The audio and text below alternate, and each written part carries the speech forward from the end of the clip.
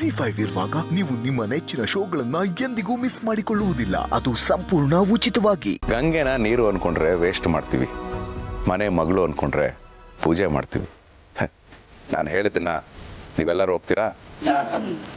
ಹಾಗಾದ್ರೆ ನಾನು ಹೇಳ್ದಾಗ ಹೇಳಿ.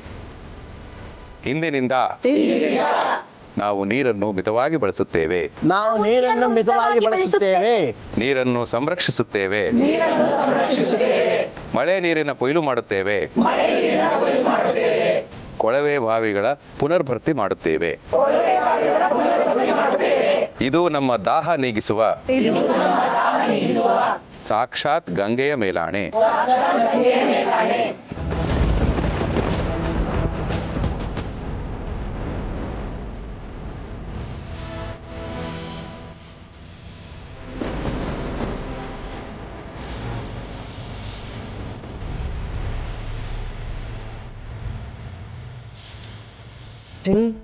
ಮಳೆ ಬರೋ ತರ ಇದೆ.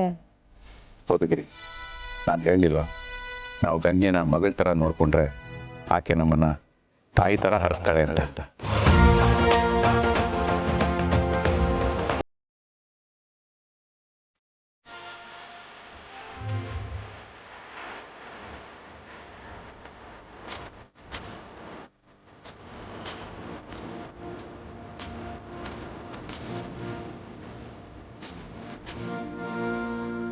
ಅಪ್ಪ, ನಾನು ಮಾಡಿದ ಕೆಲಸ ಭಗವಂತನಿಗೆ ಇಷ್ಟ ಆಗತ್ತೆ. ಯಾರಪ್ಪ ನೆನ್ಸ್ಕೋತಾ ಇದಾರೆ? ನಾನೇ ಶಿವಪ್ರಸಾದ್.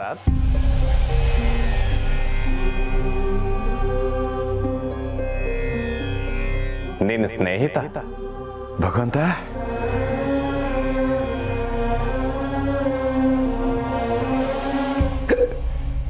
ನೀನು ನನ್ನ ನೆನ್ಸ್ಕೋತಾ ಇದ್ದ?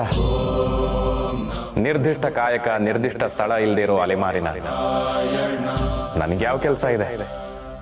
ಹಾಗಾಗಿ ಬಿಡುವಿನ ಎಲ್ಲಾ ಸಮಯದಲ್ಲೂ ನನ್ನ ಪ್ರೀತಿ ಪಾತ್ರರನ್ನ ನೆನಪಿಸ್ಕೊಳ್ಳೋದೇ ನನ್ನ ಕಾಯಕ. ಏನು, ನಾನು ನಿನಗೆ ಪ್ರೀತಿ ಪಾತ್ರನ? ನನ್ ಕಂಡ್ರೆ ಅಷ್ಟೊಂದಿಷ್ಟನ ಭಗವಂತ ನಿನಗೆ? ನನ್ನಲ್ಲಿ ಭೇದ ಇಲ್ಲ ಶಿವಪ್ರಸಾದ್. ನನ್ನನ್ನು ನಂಬಿ ನಡೆದುಕೊಂಡವರಿಗೆ, ನ್ಯಾಯ ನೀತಿ ಪ್ರಾಮಾಣಿಕತೆಯಿಂದ ಇರೋರಿಗೆ ನಾನೇ ಸೋತು ಅವರನ್ನ ನನ್ನ ಆಪ್ತ ವಲಯದಲ್ಲಿ ಇಟ್ಕೊಂಡಿರ್ತೀನಿ. ಅಂತ ಆಪ್ತ ವಲಯದಲ್ಲಿ ನನ್ನ ಸ್ನೇಹಿತ ಶಿವಪ್ರಸಾದ್ ಇದ್ದಾನೆ ಅನ್ನೋದಕ್ಕೆ ನನಗೆ ಬಹಳ ಹೆಮ್ಮೆ ಆಗ್ತಿದೆ. ಆಹಾ ಆಹಾ, ರಾಜಕಾರಣಿಗಳು, ಸಿನಿಮಾ ಸೆಲೆಬ್ರಿಟಿಗಳ ಆಪ್ತ ವಲಯದಲ್ಲಿ ಇರಬೇಕು ಅಂತ ಜನ ಒದ್ದಾಡ್ತಾ ಇರ್ತಾರೆ. ಅಂತ ಅದರಲ್ಲಿ ನಾನು ನಾನು ಸಾಕ್ಷಾತ್ ಭಗವಂತನ ಆಪ್ತ ವಲಯದಲ್ಲಿ ಇದ್ದೀನ. ಈ ವಿಷಯನ ನೀನೇ ಹೇಳ್ತಾ ಇದ್ದೀಯ ಅಂದಮೇಲೆ ನಾನೆಂಥ ಪುಣ್ಯವಂತ. ಸಾಕು ಭಗವಂತ, ಸಾಕು. ನನಗೆ ಜೀವನದಲ್ಲಿ ಇನ್ನೇನೂ ಬೇಡ. ನೀನ್ ಬೇಡ ಬೇಡ ಅಂದ್ರು ಬೆಕ್ಲಿಕ್ಕೆ ನಿನ್ನ ಬಿಡ್ತಿಲ್ವಲ್ಲ. ತಗೋ ತಗೋ. ಆಹಾ ಭಗವಂತ, ನೀನು ನನಗೆ ನೀರು ಕೊಡ್ತಾ ಇದೀಯಾ?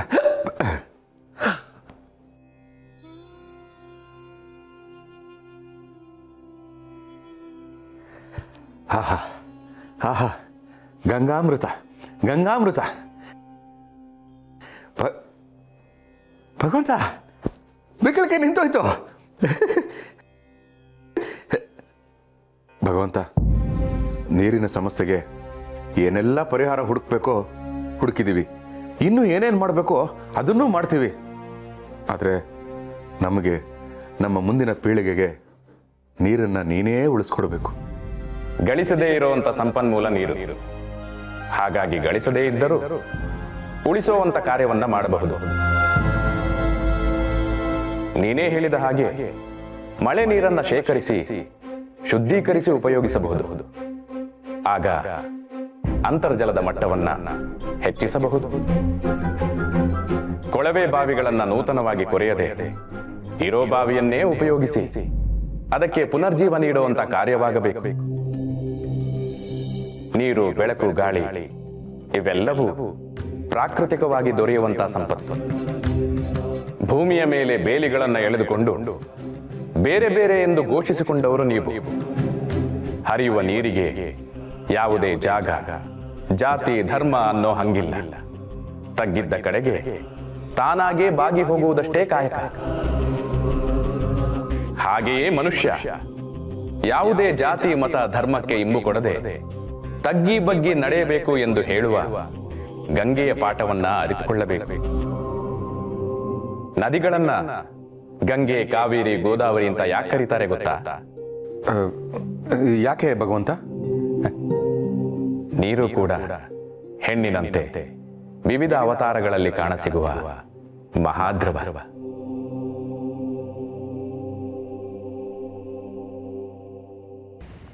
ಭಕ್ತಿಯಿಂದ ನೋಡಿದರೆ ಅದು ತೀರ್ಥ, ಮೋಜಿನಿಂದ ನೋಡಿದರೆ ಕ್ರೀಡಾಜಲ, ಪ್ರವಾಸದ ದೃಷ್ಟಿಯಿಂದ ನೋಡಿದರೆ ಅದು ಜಲಪಾತ. ನದಿ, ತೊರೆ, ಸಮುದ್ರ ಈ ಎಲ್ಲಾ ನೀರನ್ನು ವೈಜ್ಞಾನಿಕವಾಗಿ ತೆಗೆದುಕೊಂಡರೆ ಅದು ಜಲಜನಕ, ಆಮ್ಲಜನಕದ ಮಿಶ್ರಣ. ಆದರೆ ಬಾಯಾರಿದವನಿಗೆ ಅದು ಅಮೃತ, ಸಾಯುವವನಿಗೆ ಮುಕ್ತಿಯನ್ನು ನೀಡೋ ಶಕ್ತಿಯ ನೀರು. ಒಂದೊಂದು ಪಾತ್ರೆಗೂ ಒಂದೊಂದು ರೂಪ. ತಾನೆಲ್ಲಿದ್ದರೂ ಅದರದ್ದೇ ರೂಪ, ಆಕಾರ ಪಡೆದು ಅದರಂತೆಯೇ ವರ್ತಿಸಿ ಎಲ್ಲರನ್ನೂ ಪೋಷಿಸುವ ಈ ಭಾವನೆ ಕೇವಲ ಹೆಣ್ಣಿಗೆ ಮಾತ್ರ ಸಾಧ್ಯ. ಹಾಗಾಗಿ ಗಂಗೆ ಹೆಣ್ಣು, ಹೆಣ್ಣು ಗಂಗೆ. ಗಂಗೆಯ ಮೇಲೆ ಮನುಷ್ಯರು ನಿರಂತರವಾಗಿ ಮಾಡುವ ಆಕ್ರಮಣ ಸಲ್ಲದು. ಗಂಗೆ ಒಮ್ಮೆ ಎದ್ದು ಮೈಕೊಡವಿದರೆ ಅತಿವೃಷ್ಟಿ, ತಿರುಗಿಯೂ ನೋಡದಿದ್ದರೆ ಅನಾವೃಷ್ಟಿ. ಅದನ್ನ ಅರಿತು ಅದರ ಮಧ್ಯದಲ್ಲಿ ಹೇಗೆ ಸಂಭಾಳಿಸುವುದು ಅನ್ನುವುದನ್ನ ನೀವು ಕಲಿಯಬೇಕು. ಇದ್ದಾಗ ಪೋಲು ಮಾಡಿ, ಇಲ್ಲದಿದ್ದಾಗ ಪರದಾಡುವ ಬದಲು ಇರುವಾಗ ಉಳಿಸಿ, ಉಳಿಸಿದ್ದನ್ನ ಇಲ್ಲದೇ ಇದ್ದಾಗ ಬಳಸಿ. ನೀರಿನ ನಿಜವಾದ ಬೆಲೆ ಒಬ್ಬ ಅಂತರಿಕ್ಷಯಾನಿಗೆ ಮಾತ್ರ ತಿಳಿಯಲು ಸಾಧ್ಯ. ಅದರ ಅರಿವು ನಿಮಗಿರಲಾರದು. ಇರುವೆ ಸತತವಾಗಿ 6 ತಿಂಗಳವರೆಗೆ ಆಹಾರವನ್ನ ಸಂಗ್ರಹಿಸಿ ತನ್ನ ಗೂಡಿನಲ್ಲಿ ಜೋಪಾನ ಮಾಡುತ್ತೆ. ಇಷ್ಟು ಚಿಕ್ಕ ಇರುವೆಗೆ ಇರೋ ಬುದ್ಧಿ ಮನುಷ್ಯನಿಗೆ ಯಾಕಿಲ್ಲ? ನೆನಪಿರಲಿ, ಜಗತ್ತಿನ ನೀರಿನ ಕೊನೆಯ ಹನಿ ಜಲದ ಪಾಲೆ ಹೊರತು ನೆಲದ ಪಾಲಲ್ಲ. ಜಲಕ್ಕೆ ಛಲ ಬರುವವರೆಗೂ ನೀರನ್ನು ಪೋಲು ಮಾಡದೆ, ಒಮ್ಮೆ ಜಲಕ್ಕೆ ಛಲ ಬಂದರೆ ನೆಲ, ನೆಲೆ ಎರಡೂ ಉಳಿಯುವುದಿಲ್ಲ. ಎಚ್ಚರ.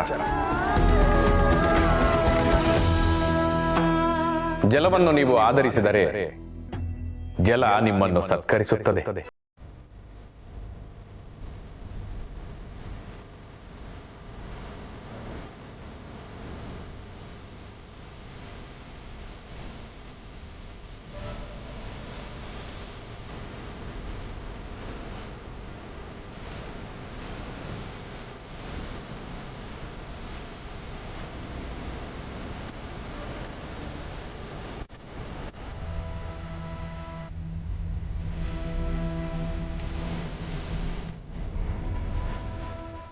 ZEE5 ಆಪ್ ಡೌನ್ಲೋಡ್ ಮಾಡಿ ಎಲ್ಲಾ ಸಂಚಿಕೆಗಳನ್ನು ಸಂಪೂರ್ಣ ಉಚಿತವಾಗಿ ನೋಡಿ.